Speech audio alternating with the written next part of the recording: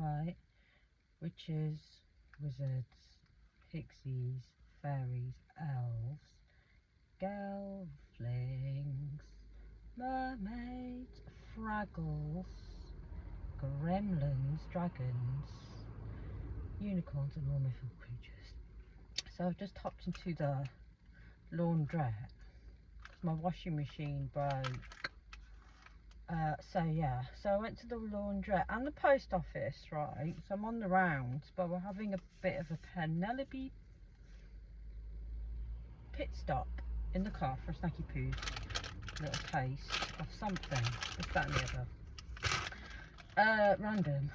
Okay, so I'm allergic to like bright lights. Who else? Just me? I don't know. Let me know if you're allergic to bright lights too.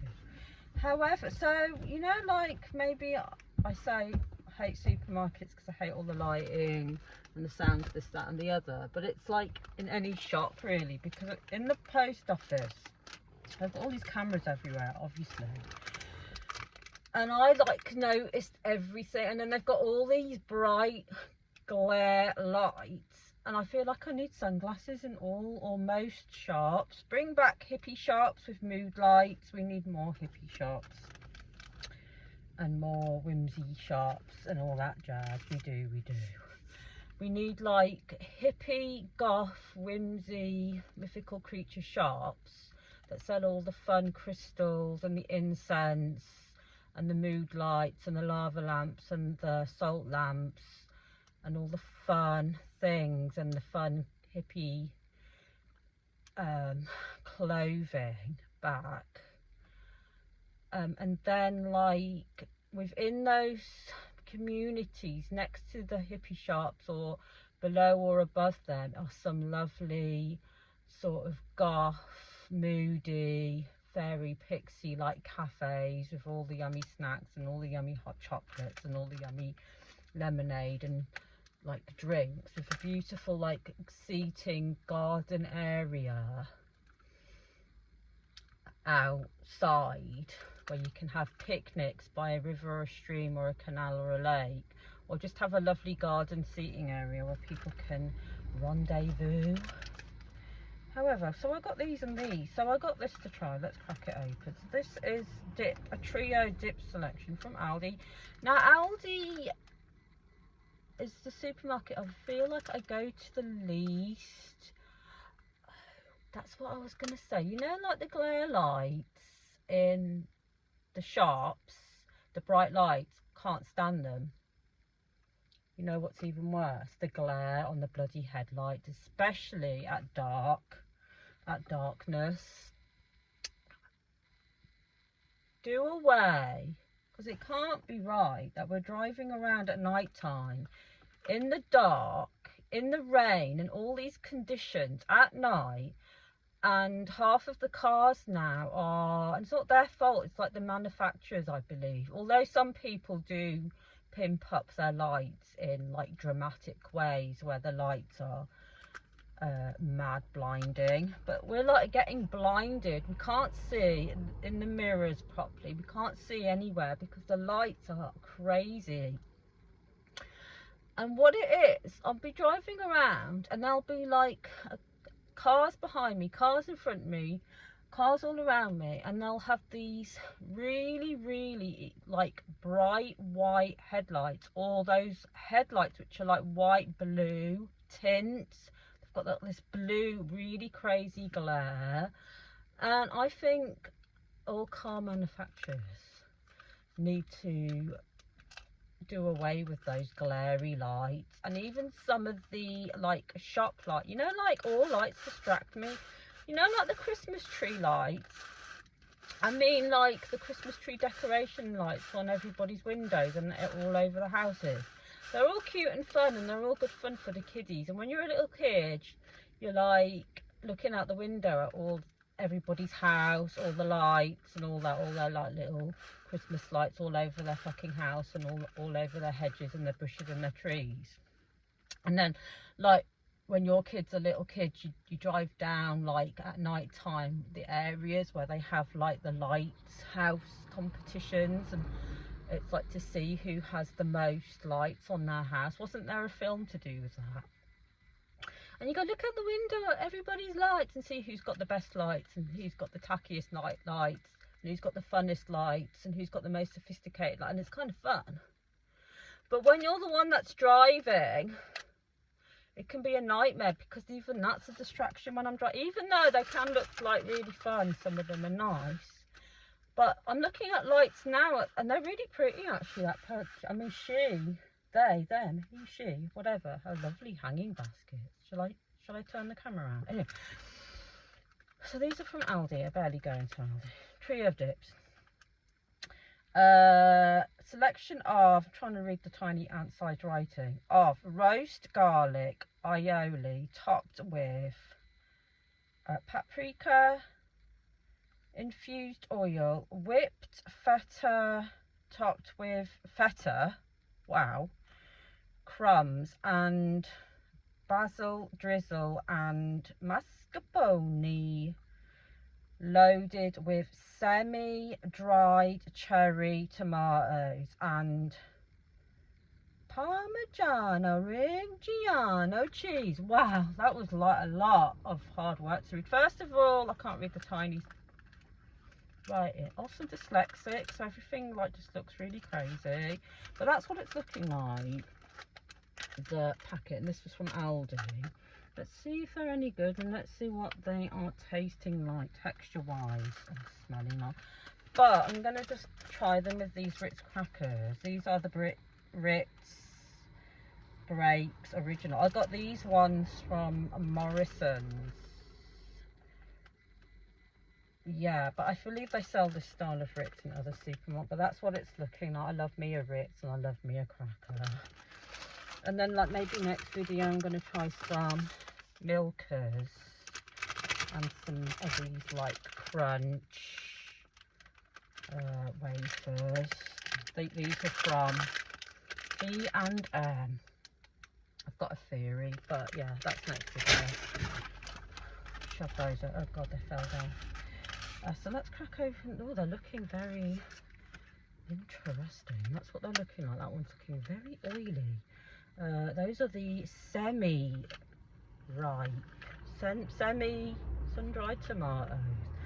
And that's like looking like the feta one, and that's the other one. So let's give it a whip open. A whip. I need a bloody whip so I can whip people into place. Not joking. I need my cat o' nine tails, my bloody horse whip, and my cane, and my bloody fucking riding crop, and my bloody lasso to whip everybody into behaviour. I'm in that kind of mood at the minute. Maybe it's going to be oh my god, these are looking jellified. Might be a permanent mood. However, let's whiff these. Whoa, that smells powerful. That's okay, so yeah, that's what they're looking like. A whiff whiff, a sniff sniff, a yum yum. That's from the other side, because I show all angles. I'm not going to show underside, or maybe I am. Well, I don't know. Anyway, yeah, let's crack this open with the Ritz. The Ritz crackers. Do they eat Ritz in the Ritz hotel? Been to the Ritz like a handful of times. I went a couple times when I was like maybe a little kid or a teenager. And what I like about the Ritz and like Claridge's and other like hotels, they've kept everything traditional, I believe, still, where you're not allowed to wear certain clothing in like the restaurants and that. And I still think that's a good thing. Like, you're not allowed to wear, I don't think you're allowed to wear jeans or trainers. You have to kind of like make a bit of an effort with your swagger jagger, with your like get up, with your gear. But once, yeah, I went to the Ritz and I didn't have any like decent clothes with me to wear. I just had like casual shit, because I didn't know I was going to the Ritz. It was like a bit of a surprise. And I ran into like H&M somewhere, I think it might have been sort of some like kind of hot season or something. I ran in, got a sort of royal blue long like maxi dress, like a summer one, some like sandal heels, and a really nice like shawl, like a sort of lilac-y shawl with tassels, and it was like that sort, you know, that kind of burnt velvet with like leaves and flowers on. Don't know what happened to that, but I had it for ages, and then something happened to that top.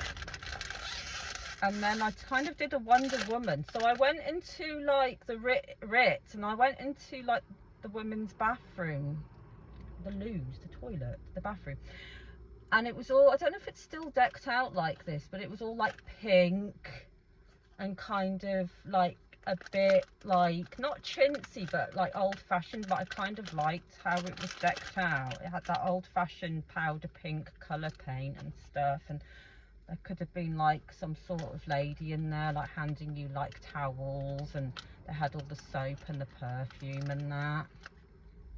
Went into the cocktail bar for a bit. I think I had a bit of a champagne, like a glass of champagne or something prior to going in, and they took us to the restaurant. What the fuck did I order? I can't, they bring you like these little canapes and stuff in between each thing. I think I had some sort of like steak, probably with vegetables and potatoes, and some sort of like fish starter, and I was so full I don't think I could have dessert. But the service at the time was bang on perfection, because what they do is they train the waiters and the waitresses to bring each course like the right amount of time in between. You're not waiting too long and you're not waiting too short. It's like, and the etiquette and everything to do with it was bang on. And I love like the piano. I do. I love the atmosphere of places like that. It's kind of sometimes. I don't know what it's like now though. I haven't been in here. So this is what these Ritz crackers are like, and they're like come in these times six in each pack. Let's just pull one out, and then you can have it like that, or you can break them. They've got these little perforated edges to snap if you want. Let's give one a snap.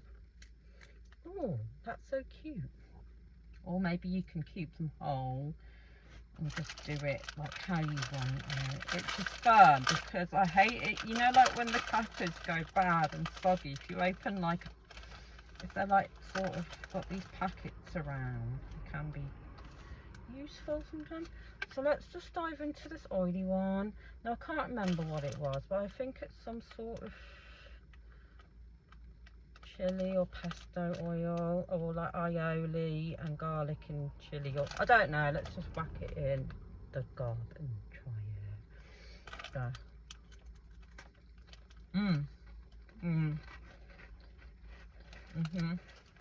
I think that's like the aioli one, and I think it's just like a little bit of like red pesto, oily like pesto on the top, but it kind of does taste like aioli.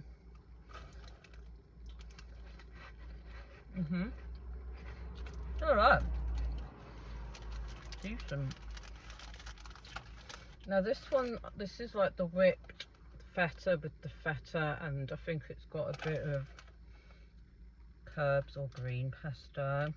Again, this has oil in it, a bit of oil on the top. But let's grab a chunk of feta.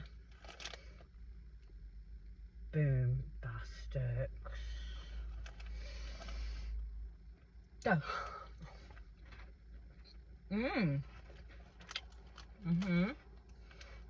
Okay.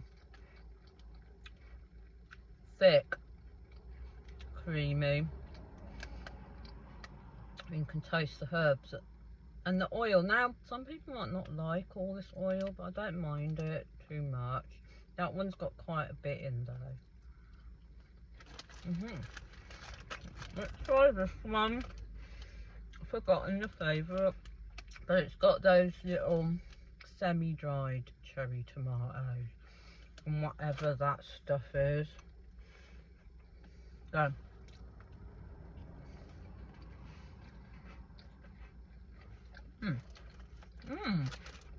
They're decent.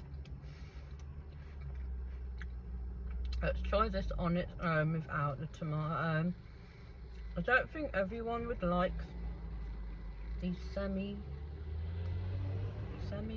cherry dried tomatoes, but I don't mind them.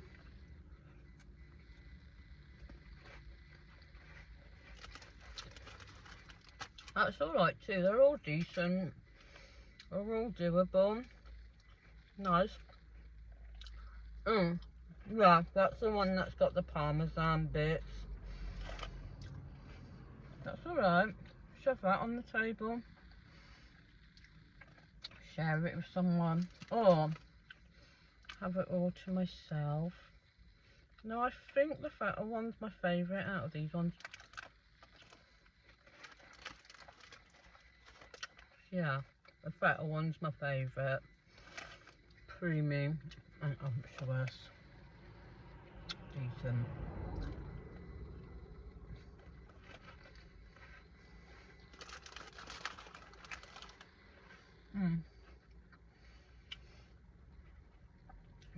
Now I've got to go and see how dry my clothes are in the laundry, because sometimes they don't clean them out often enough and they force you to put more money in the machine, so you've got to tell them to fucking clean the machine and all the fluff and lint out of the dryer. Some of them do, and some laundrettes, oh shit, and they charge a shit ton. One Christmas during like COVID, my electrics have gone in the kitchen or pot, and I had to go to like a laundrette that I don't usually go to, like when shit like this happens. And they charged like so much. They charged more like in COVID time. And then they wouldn't come out. Like nobody that worked there was in the shop, and everybody was getting like mad because their clothes weren't getting dry and kept having to put money in. And I was like, calling them on the phone to come out like off the wall or somewhere to come and help us, the people that worked in there. And it was like near closing time, and other people were like complaining and trying to call these like people that run this laundrette. Then right towards the end, she opens some like little cupboard door and shuffles out and starts sweeping the floor like she was being really passive aggressive, which I hate, because it's like, communicate with the customers, clean out your fucking machines, or we're never motherfucking coming back ever again. But I started leaving reviews. I'm a baddie. But I start leaving bad ass reviews on fucking Google now. I'll leave good ones if it's good. But I leave some pretty funny reviews, man, on fucking Google. Because, you know, it's my, like, practicing, like, my writing and stuff. It's like poetry. However, never forget, chin up, crown on, and never let no motherfuckers bring you down.